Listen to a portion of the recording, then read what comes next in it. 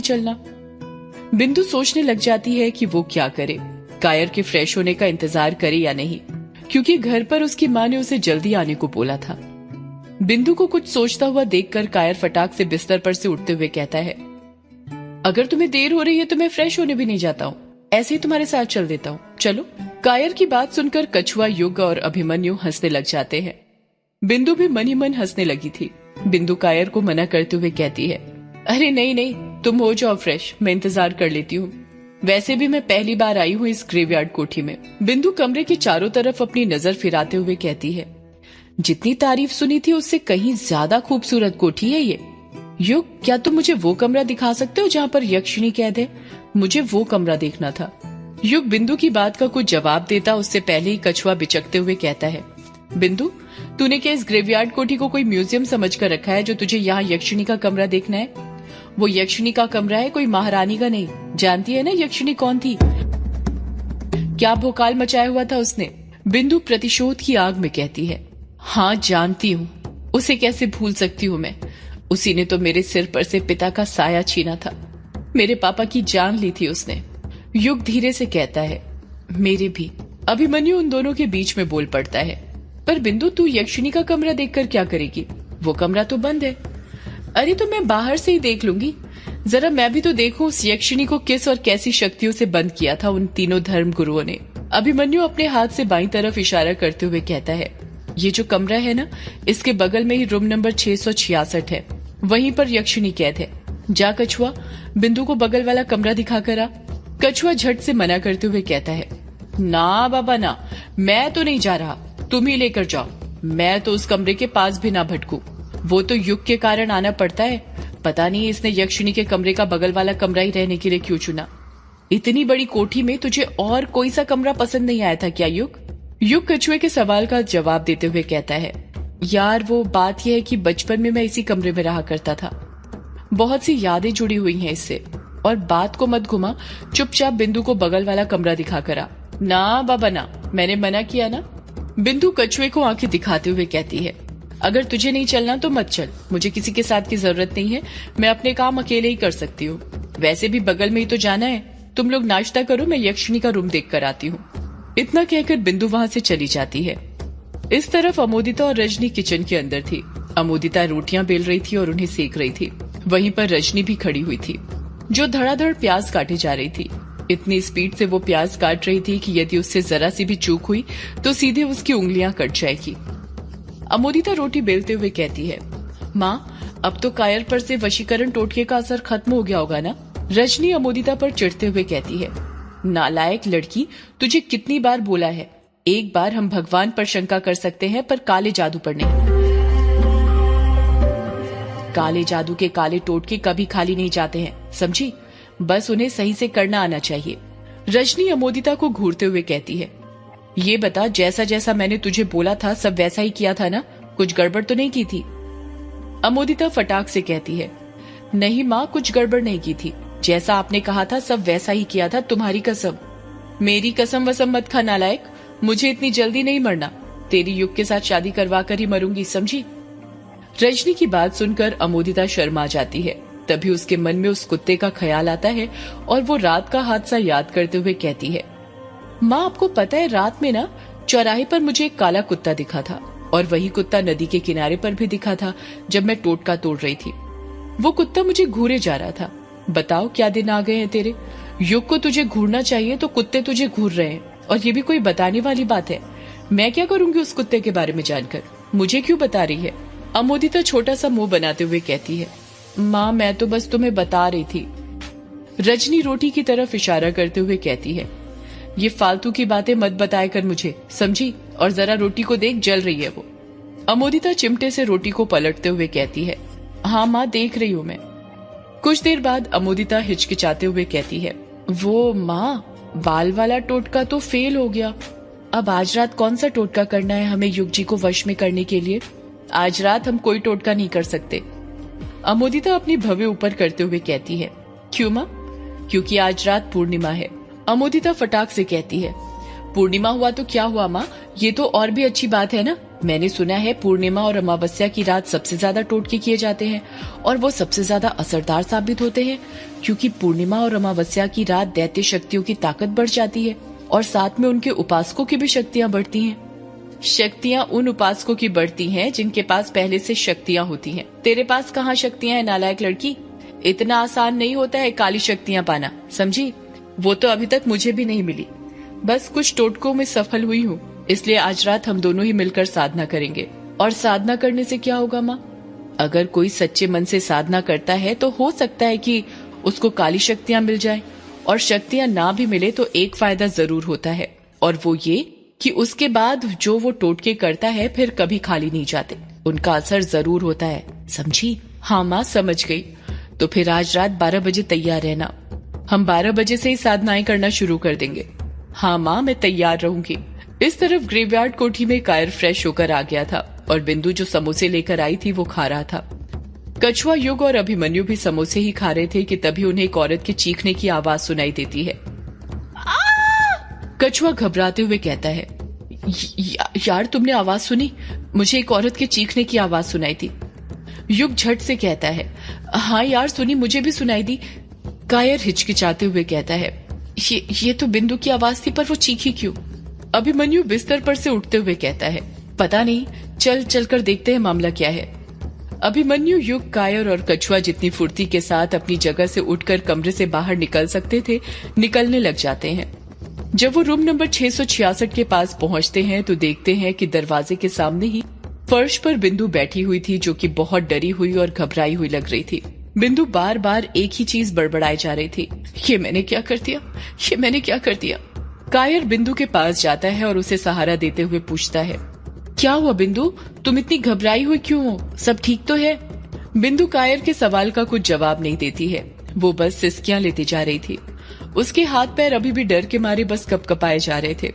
कायर बिंदु पर दबाव बनाते हुए उससे फिर पूछता है, बिंदु मैं कुछ पूछ रहा हूँ, जवाब तो मुझे, क्या हुआ? तुम कुछ बताओगी भी या बस ऐसे डरती रहोगी? बिंदु कायर के सवाल का कुछ जवाब देती उससे पहले ही कछुए की नजर दरवाजे पर लगे ताले पर पड़ जाती है और वो देखता है कि दरवाजे पर लगा ताला टूटा हुआ था और उसके ऊपर जो ताबीज बंधे हुए थे वो भी जमीन पर पड़े हुए थे। कछुआ अपना मुंह फाड़ते हुए कहता है, ये क्या बिंदु, तूने ताला क्यों तोड़ दिया? जैसे ही कछुआ ये बात बोलता है, युग, अभिमन्यु और कायर की नजर सीधे दरवाजे पर पड़ती है और वो देखते हैं कि ताला टूटा हुआ था। युग मन ही मन सोचने लग जाता है, अरे ये क्या हो गया, ये ताला कैसे टूट गया? इसे तो मैंने और अभिमन्यु ने अच्छे से फेविस्टिक से चिपकाया था। ताला टूटा देखकर कायर की आंखें फटी की फटी रह गई थी। कछुआ अपनी बात को आगे जारी रखते हुए कहता है, माना तेरे पापा का शिकार यक्षिणी ने किया था, पर इसका ये मतलब थोड़ी ना कि उससे बदला लेने के लिए तू ताला तोड़ देगी और पूरे गांव वालों की जान को खतरे में डाल देगी। बिंदु अपनी बेगुनाही की गवाही देते हुए कहती है, मैंने ताला नहीं तोड़ा कछुआ। कछुआ झट से कहता है, तो फिर किसने तोड़ा? यहाँ पर तू ही तो थी ना दरवाजे के पास। कायर बिंदु की ओर देखते हुए कहता है, ये तुमने अच्छा नहीं किया बिंदु, तुम्हें ताला नहीं तोड़ना चाहिए था। बिंदु कायर को समझाते हुए कहती है, मैंने ताला नहीं तोड़ा कायर, मेरी बात पर यकीन करो। मैं तो बस दरवाजा देख रही थी और दरवाजा देखते ही देखते मैंने गलती से अपना हाथ ताले पर रख दिया और ये टूट गया। मेरी भी समझ में नहीं आ रहा कि मेरा हाथ रखते ही ये ताला कैसे टूट गया। कछुआ गुस्से से कहता है, क्या कहा गलती से बिंदु? मैं तुझे बचपन से जानता हूँ, तूने ये सब सोच समझ कर किया है। तू ना घर से ही सोच कर आई होगी कि ताला तोड़ना है, तभी तो यक्षिणी का कमरा देखने की जिद कर रही थी। बिंदु कछुए पर दहाड़ते हुए कहती है, तू क्या पागल है कछुआ? भला मैं क्यों ताला तोड़ूंगी?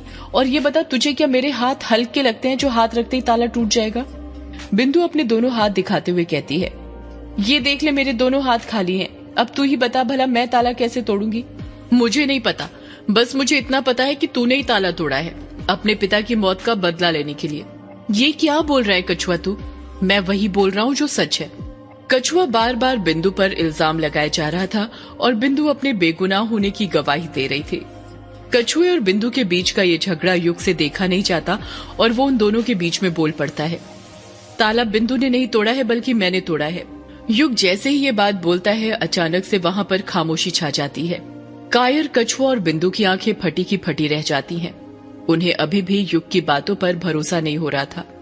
कायर अपना मुंह फाड़ते हुए कहता है, क्या कहा? ताला तूने तोड़ा है, पर कब? युग उन तीनों को सारी बातें बता देता है कि कैसे उसने और अभिमन्यु ने मिलकर ताला तोड़ा था और फिर वापस वैसे ही लगा दिया था। सारी बात सुनने के बाद कायर हैरानी के साथ कहता है, इसका मतलब जिस रात हमने यहाँ पर पहला कार्यक्रम किया था उसी रात तुम दोनों ने ताला तोड़ दिया था और वैसे ही लगा दिया था। अभिमन्यु धीरे से कहता है, हाँ। कछुआ पूछता है, पर तुम दोनों ने ये बात हम दोनों से छुपाकर क्यों रखी, हमें क्यों नहीं बताई? युग कहता है, यार अगर हम तुम दोनों को ये बात बताते तो तुम दोनों डर जाते और हम नहीं चाहते थे कि ऐसा कुछ हो, इसलिए नहीं बताया। कायर अपना मुंह फाड़ते हुए कहता है, तुम दोनों को पता भी है तुमने क्या किया है। अगर गलती से भी वो यक्षिणी अपनी कैद से आजाद हो गई तो सब खत्म हो जाएगा, वापस से मर्दों के शिकार होने शुरू हो जाएंगे। अभिमन्यु कायर को समझाते हुए कहता है, यार कायर, अभी युग ने बताया ना कि हम 2-3 दिन से मेरे डिवाइसों से यही चेक कर रहे थे कि यक्षिणी अपनी कैद से आजाद हुई है या नहीं, और तू फिक्र मत कर, वो यहीं पर है, इसी कमरे में। हमने मेरे पैरानॉर्मल डिवाइसों की मदद से कंफर्म कर लिया है, घबराने वाली कोई बात नहीं है। कायर पलटकर कुछ कहता उससे पहले ही बिंदु का फोन बजने लग जाता है। जब बिंदु की नजर उसके मोबाइल के स्क्रीन पर पड़ती है तो वो देखती है कि उसकी माँ का फोन था। बिंदु अपनी माँ का फोन उठाते हुए कहती है, हाँ माँ बोलबो। हाँ माँ, मैंने नाश्ते की डिलीवरी कर दी है, बस रास्ते में ही हूँ, आ रही हूँ। हाँ, अहमद को भेज दो जब तक दूसरी डिलीवरी करने, मैं आ रही हूँ। इतना कहकर बिंदु फोन कट कर देती है। फोन कट करने के बाद बिंदु कहती है, माँ का फोन था, जल्दी बुलाए है, मुझे देर हो रही है, चले कायर, निकलते हैं। कायर बिस्तर पर से उठते हुए कहता है, हाँ चलो। कछुआ कहता है, मैं भी चलता हूँ, मुझे भी रास्ते में ड्रॉप कर देना। युग झट से पूछता है, तू कहाँ जा रहा है? कछुआ मुंह फुलाते हुए कहता है, ऐसी जगह जहाँ झूठे लोग ना हो और अपने दोस्तों से कुछ ना छुपाएं। कछुए की बात सुनकर युग समझ गया था कि कछुआ और कायर दोनों ही उससे नाराज हो गए थे। कछुआ, कायर और बिंदु अभिमन्यु और युग को बाय कहे बिना ही वहाँ से चले जाते हैं। रात हो गई थी और ग्रेवयार्ड कोठी के अंदर युग और अभिमन्यु हॉल में बैठे हुए थे। कछुआ और कायर अभी तक नहीं आए थे, सिर्फ युग और अभिमन्यु ही कोठी के अंदर थे। अभिमन्यु शराब की बोतल लेकर जमीन पर बैठा हुआ था और अकेले ही पैग बनाकर पिए जा रहा था। युग भी वहीं पर बैठा था और एक पेन और कॉपी लेकर उसमें ऑर्गेनिक खेती स्टार्ट करने से पहले क्या क्या तैयारी करनी है उसका प्लान बना रहा था। अभिमन्यु पैग बनाते हुए कहता है, यार मुझे नहीं लगता कछुआ और कायर आज रात यहाँ पर आएंगे। युग कॉपी में कुछ लिखते हुए कहता है, हाँ मुझे भी यही लगता है, अगर उन दोनों को आना ही होता तो अब तक आ चुके होते। यार आज ना मैं बहुत खुश हूँ। युग हैरानी के साथ कहता है, खुश है पर क्यों? कहीं इसलिए तो नहीं कि कायर और कछुआ आज रात यहाँ पर नहीं आएंगे और तुझे अकेले ही सारी शराब पीने को मिलेगी, किसी के साथ शेयर नहीं करनी पड़ेगी? नहीं यार, उनके लिए तो मुझे बुरा लग रहा है, गलती हमारी ही है, हमें उनसे वो बात नहीं छुपानी चाहिए थी। आखिर दोस्त थे वो हमारे, भगवान से भले ही छुपा लो पर दोस्तों से कुछ मत छुपाओ। यार मेरी एक बात समझ में नहीं आई, ये पीने के बाद हर बंदा इतनी सेंटी बातें क्यों करने लग जाता है? यार क्या बताए, शराब चीज ही ऐसी है। यार तू ना ये फालतू बातें करना छोड़ और टॉपिक पर आ। ये बता खुश किस बात पर है? यार आज ना मेरा बरसों का सपना पूरा हो गया। कैसा बरसों का सपना? यार मैंने तुझसे एक बात छुपाई थी। तुझसे क्या, मैंने अपनी माँ से भी ये बात छुपाई थी। युग धीरे से कहता है, कैसी बात? वो यार मैं ना यहाँ पर कोई छुट्टी मनाने नहीं आया हूँ, बल्कि पैरानॉर्मल एक्टिविटी संस्था वालों ने मुझे निकाल दिया था। युग अपना मुंह फाड़ते हुए कहता है, क्या कहा? पैरानॉर्मल एक्टिविटी संस्था वालों ने तुझे निकाल दिया था, पर क्यों? सदियों से है पुरानी ये है यक्षिणी की कहानी।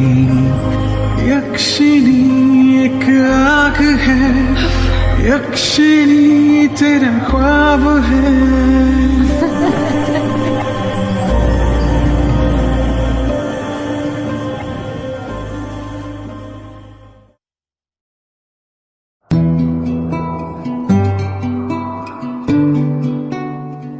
युग फिर अभिमन्यु से पूछता है, बता ना तुझे पैरानॉर्मल एक्टिविटी संस्था वालों ने क्यों निकाल दिया था? अभिमन्यु पैग उठाकर उसे पीते हुए कहता है, अंधेरे के कारण। युग नोटबुक में लिखना छोड़ देता है और बिचकते हुए कहता है, क्या कहा? अंधेरे के कारण? हाँ यार वो मुझे ना निक्टोफोबिया है। युग कुछ सोचते हुए कहता है, निक्टोफोबिया मतलब तुझे अंधेरे से डर लगता है? हाँ यार अंधेरा ही तो है जिसने मेरी जिंदगी के सपने को अंधेरे में डुबा दिया। सपने को अंधेरे में डुबा दिया मतलब? तू साफ साफ बताएगा क्या कहना चाहता है? और क्यों तुझे पैरानॉर्मल एक्टिविटी संस्था वालों ने निकाल दिया? हाँ बताता हूँ। आज से 3 महीने पहले जब मेरी ट्रेनिंग चल रही थी तो हमारी टीम में एक मिशन में गई थी जिसमें बड़े बड़े पैरानॉर्मल एक्सपर्ट प्रोफेसर थे। हम लोगों को एक सुरंग के अंदर जाना था। सुनने में आया था कि उस सुरंग के अंदर कई पैरानॉर्मल एक्टिविटी होती थी, कई अतृप्त आत्माएं भटक रही हैं। हम उसी का पता लगाने गए थे। जब हम सुरंग के अंदर गए तो हमने देखा जैसे जैसे हम सुरंग के अंदर जाते जा रहे थे अंधेरा बढ़ता जा रहा था। युग गौर से अभिमन्यु की सारी बातें सुन रहा था। अभिमन्यु को देखकर ऐसा लग ही नहीं रहा था कि उसने शराब पीकर रखी हुई हो। ऐसा लग रहा था जैसे वो अपने पूरे होशो हवास में था। अभिमन्यु आगे की बात बताते हुए कहता है,